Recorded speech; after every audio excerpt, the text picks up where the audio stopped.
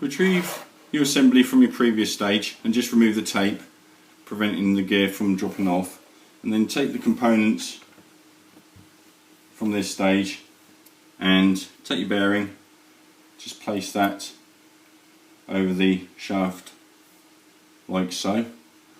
Once you've done that, take your assembly and place that into position. Notice the flat of this area here. So once you've got that,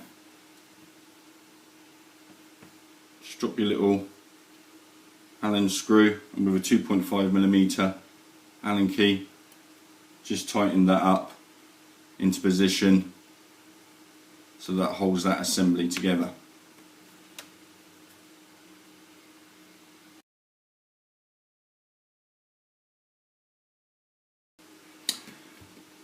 Take your brake rotor from this stage and the gear assembly from the previous stage and just drop that over the top like so. Doesn't matter which way it goes around, and then just put some tape around there just to hold that into position for the time being so that you don't lose it. Okay, now take the two servo mounts and with a pack of screws get your chassis ready, and we're going to be fitting the two servo mounts to the chassis. Now, as you can see, we've already placed one of the mounts in position, and it's just a case of the two countersunk screws going through the base like so, that you can see just here, and we're going to do exactly the same with the other mount with these two holes just here. So taking the chassis over, and just notice the orientation as well, so that you've got the curved area facing outwards from each other, so that both of them will look like that once they're done. So screw that one into position until we come back to the next stage.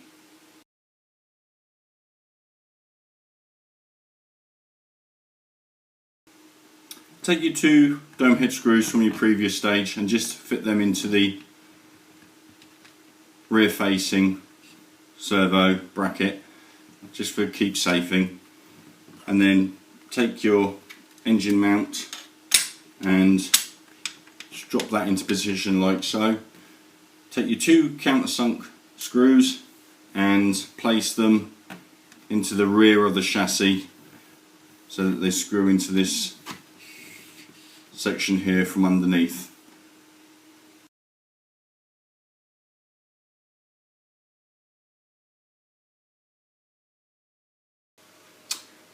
In the final stage of this pack, we're going to be fitting the main shaft.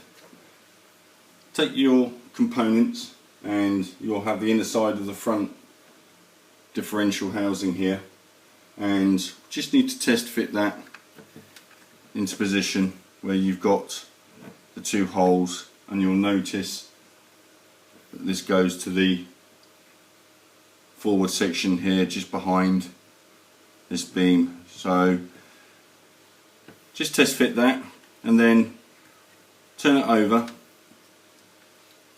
and with the two countersunk screws provided, I'm going to be fitting that into position.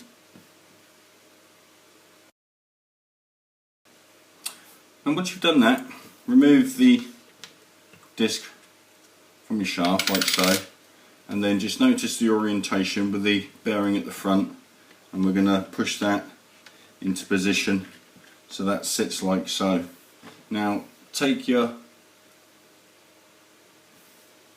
other shaft support and making sure that the shiny part is facing the rear, place that over and push that over the bearing, and then you'll notice you've got the two holes underneath with the other two 12mm countersunk screws that you have, and then place those through the bottom so that that holds that into position.